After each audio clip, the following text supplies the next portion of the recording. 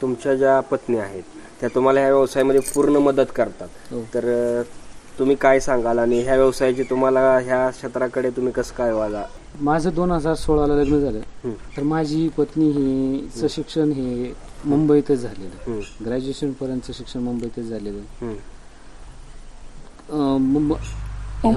पत्नीचे मामा आणि मावशी हे आमच्या इथे शेजारी जगदळ्यांचे ढोकळ्यांचे. तर त्यांनी माझे काम बघून हे सर्व बघून त्यांनी आम्हाला आमचं लग्न जमलं.